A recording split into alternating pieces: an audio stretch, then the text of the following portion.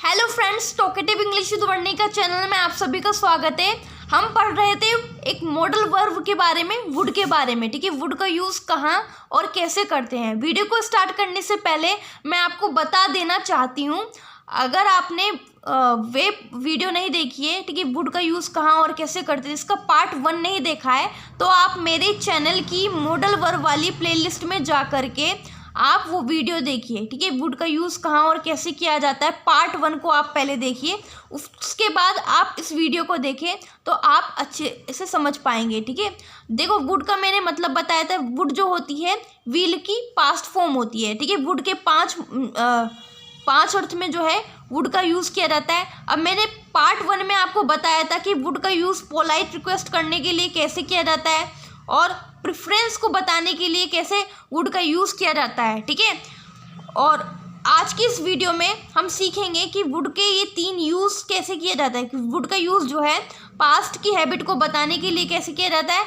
और पास्ट में फ्यूचर की बात को बताने के लिए कैसे वुड का यूज़ किया जाता है। इमेजिनेशन वाले सेंटेंसेस में कैसे वुड का यूज़ किया जाता है, आज की इस वीडियो में हम पढ़ेंगे। ठीक है, पार्ट 1 नहीं देखा है तो आप देख लीजिए कि पोलाइट रिक्वेस्ट करने में वुड का यूज़ कैसे किया जाता है और प्रेफरेंस को बताने के लिए वुड का यूज़ कैसे किया जाता है, आप पार्ट 1 में जा कर के देखिए।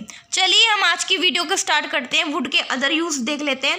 देखो मैंने जैसा कि बताया, ठीक है, वुड का यूज़ जो है पास्ट में बीते हुए समय की आदत को बताने के लिए भी किया जाता है। ठीक है, लेकिन वुड का यूज़ इस यूज़ को बताने से पहले मैं आपको सिखाना चाहूँगी कि यूज्ड टू का मतलब क्या होता है। पास्ट में यूज्ड टू भी तो हम सेंटेंस में पढ़ते हैं। ठीक है, यूज्ड टू का यूज़ कैसे करते हैं अब मैं आपको बताने वाली हूँ।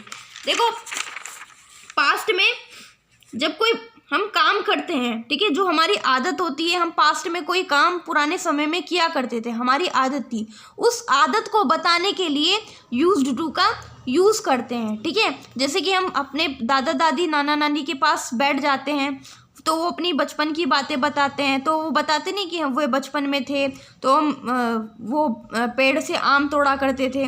ठीक है, वे खेतों में हल चलाया करते थे, खेतों में मस्ती किया करते थे। मतलब ऐसे ही पुराने की रात के समय में वे जो है अंताक्षरी वाला गेम जो खेला करते थे। मतलब इस तरह की आदत बताते नहीं है, पास्ट में कोई काम किया करते थे। ठीक है, उसी चीज़ को बताने के लिए यूज्ड टू का यूज़ किया जाता है। देखो पहला सेंटेंस पढ़ो, मैं फुटबॉल खेला करता था। ठीक है, करता था यानी कि खेलते थे पुराने समय में फुटबॉल, उसकी आदत को बताने के लिए जो है बता रहे हैं। ठीक है, अब देखो इसमें सेंटेंस कैसे बनेगा। देखो इसमें सब्जेक्ट क्या है, ठीक है, मैं को इंग्लिश में क्या बोलते हैं, आई बोलते थे, आई लिख लिया, सब्जेक्ट हो गया।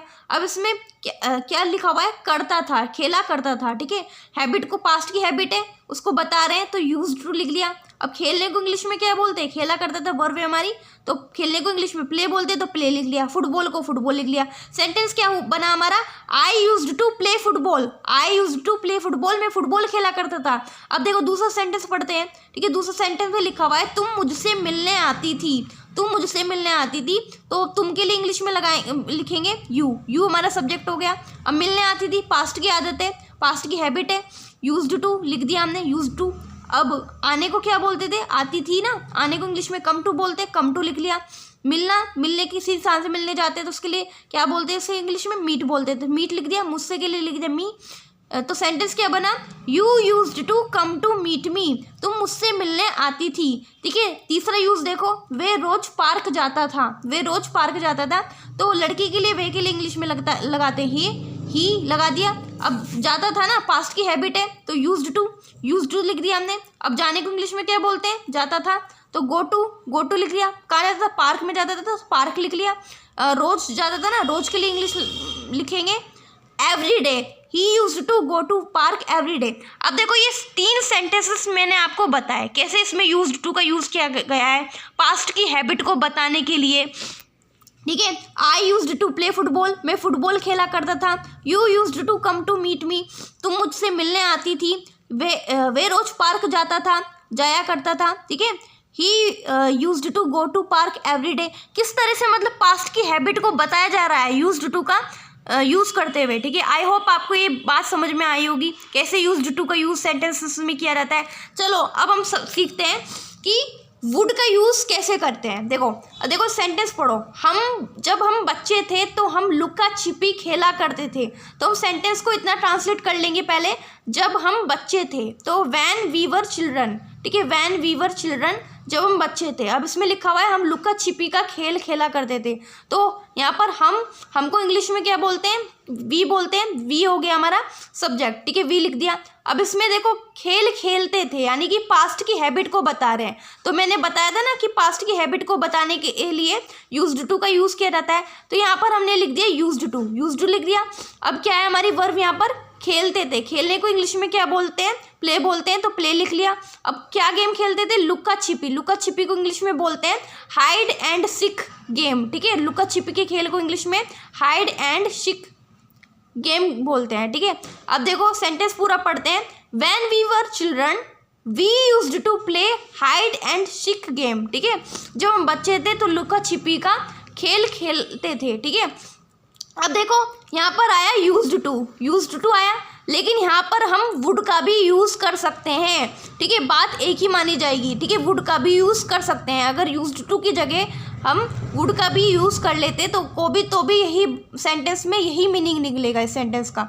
अब यूज्ड टू वुड के बराबर होता है, ठीक है। यूज्ड टू की जगह वुड लिख लेंगे तो बात एक ही होगी, यूज्ड टू वुड के बराबर हो जाएगा, ठीक है। जो वुड है यूज्ड टू के बराबर हो जाएगा। अब हम यूज्ड टू की जगह वुड लिख लेते हैं तो कैसे बनेगा, क्या बन जाएगा sentence, when we were children we would play hide and seek game, ठीक है। जब हम बच्चे थे तो हम लुका छिपी का खेल खेलते थे, तो भी बात एक ही मानी जाएगी। हम यूज्ड टू की जगह वुड का भी यूज़ कर सकते हैं। आई होप आपको ये बात अच्छे से समझ में आ गई होगी कि वुड का यूज़ जो है पास्ट में बीती हुई आदत को बताने के लिए कैसे किया जाता है। यूज्ड टू की जगह हम वुड का भी यूज़ कर सकते हैं, ठीक है। अब दूसरा यूज़ देख लेते हैं। देखो वुड का जो यूज़ है पास्ट में बीते हुए समय में अगर हम फ्यूचर की बात करते हैं, भविष्य की बात करते हैं, तो भी वुड का यूज़ किया जाता है। अब कैसे किया जाता है, अब हम इस बात को समझते हैं, ठीक है।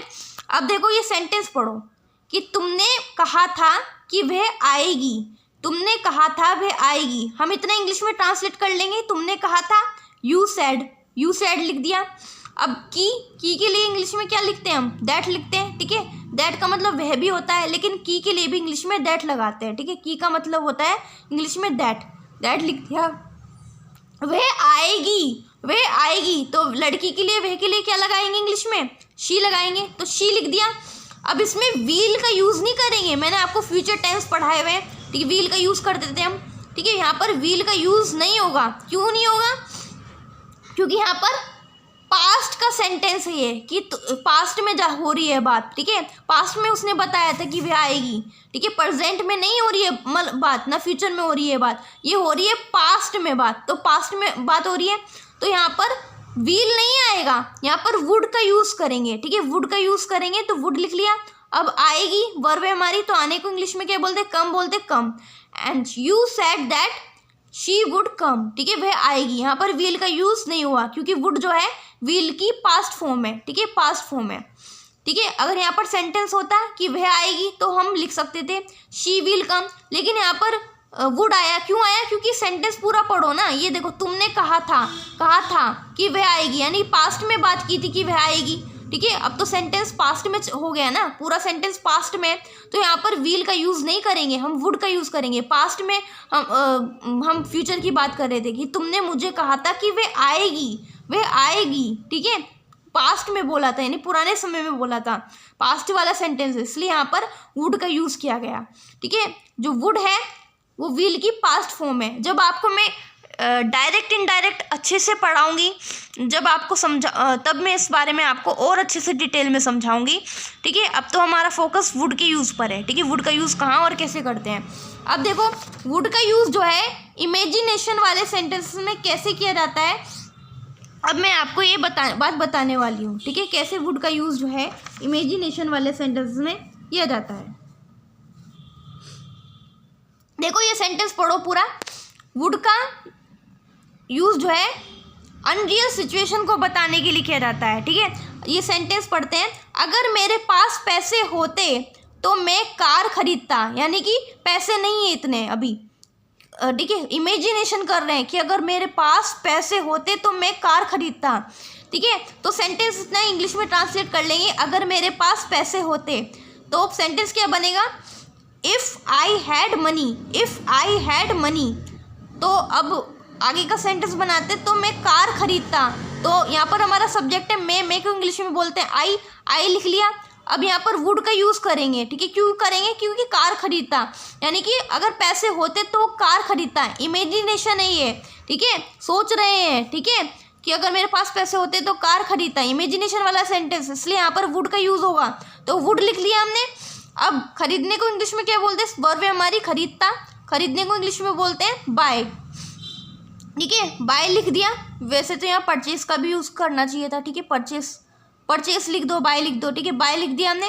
अब कार को इंग्लिश में क्या बोलते हैं, ए कार लिख दिया। If I had money I would buy A car. ठीक है, अगर मेरे पास पैसे होते तो मैं कार खरीदता। ठीक है, इस तरह से इमेजिनेशन वाले सेंटेंसेस में भी वुड का यूज़ किया जाता है। ठीक है, वुड का यूज़ कहाँ और कैसे किया जाता है ये हमने अच्छे से समझ लिया। ठीक है, 2 पार्ट में ये वीडियो बनाई है मैंने। और अगर आपको मेरी वीडियो थोड़ी सी भी यूज़फुल लगी हो तो मेरी वीडियो को लाइक कीजिए, मेरे चैनल को सब्सक्राइब कीजिए। और तब तक के लिए बाय बाय।